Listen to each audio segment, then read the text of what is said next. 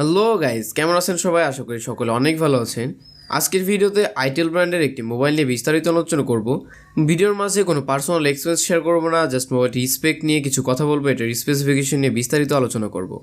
মোবাইলটির নাম itel a48।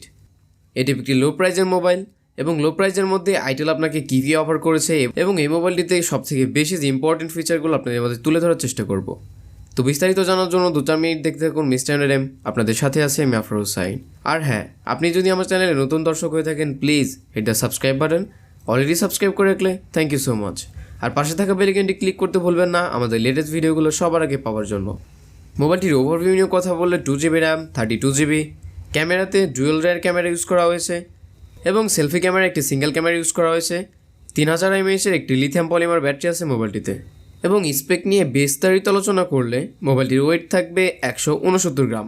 মোবাইলটির পেছন দিকে গ্রেডিয়েন্ট ব্লু অ্যান্ড ব্ল্যাকের একটি প্লাস্টিক ব্যাগ দেখতে পাবেন। দুইটি কালার বাংলাদেশে অ্যাভেলেবেল। আমার কাছে ব্ল্যাকটা বেশি ভালো লাগে, বাট এই মোবাইলটিতে আপনি দুইটি কালারই বাংলাদেশে অ্যাভেলেবেল পাবেন। সাইড আছে প্লাস্টিক ফ্রেম। মোবাইলটির ওয়েট থাকছে 169 গ্রাম এবং ডিসপ্লেতে IPS LCD capacitive touch screen, 6.1 inch display size থাকছে এবং রেজলিউশনে 720 পিক্সেলের সাথে 1600 পিক্সেলস। কালার ডেন্সিটি বেশ ভালোই, 16 মিলিমিটার, এবং ডিসপ্লে ডেন্সিটিটা একটু কম। হাইলাইটে ইউজ করতে হয়তো কষ্ট হবে। আরেকটি ফিচার এই মোবাইলটিতে নেই, আপনি মাল্টিটাস্কিং ইউজ করতে পারবেন না। স্টোরেজ ভ্যারিয়েন্টে আগে শেয়ার করেছি 2GB র্যাম অ্যান্ড 32GB এবং এক্সপেন্ডেবল একটি SD কার্ড ইউজ করতে পারেন 128GB।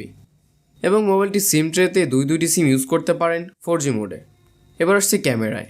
মোবাইলটির পেছন থেকে দুইটি ক্যামেরা ইউজ করা হয়েছে, যেখানে 5 মেগাপিক্সেলের একটি মেইন ক্যামেরা থাকবে এবং 0.3 মেগাপিক্সেলের একটি পোর্ট 8 সেন্সর বলতে পারেন এটাকে। মূলত এটা লো লাইট সেন্সর। 5 মেগাপিক্সেলের মেইন ক্যামেরার সাথে 0.3 মেগাপিক্সেলের low light sensor. Dual camera সিস্টেমটা খুব বেশি একটা আপগ্রেড করতে পারেনি, এখানে মেগাপিক্সেলটা অনেকটাই কম, যেখানে 5 মেগাপিক্সেলের মেইন ক্যামেরা ইউজ করা হয়েছে। ভিডিও রেজলিউশনে 1080 পিক্সেলের সাথে 30 fps, 1920x1080 পিক্সেলস। রেজলিউশনটা ভালো, বাট ক্যামেরার কোয়ালিটি এবং অ্যাপারচারটাকে একটু বাড়িয়ে, যেখানে রেজলিউশন ক্যামেরার সাইজটা একটু বড় করতে পারতো, বাট লেন্স সাইজটা 5 মেগাপিক্সেল। এবং সেলফি ক্যামেরা 5 মেগাপিক্সেলের একটি মেইন ক্যামেরা আছে। ভিডিও সিস্টেমটা একই থাকবে সামনের দিকেও।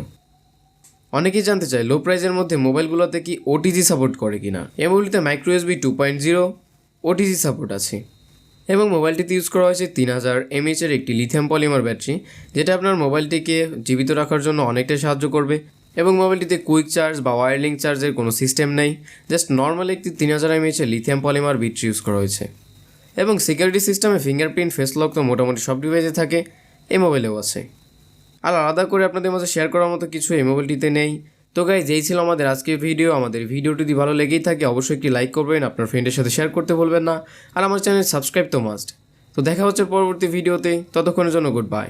Till then take care, tata.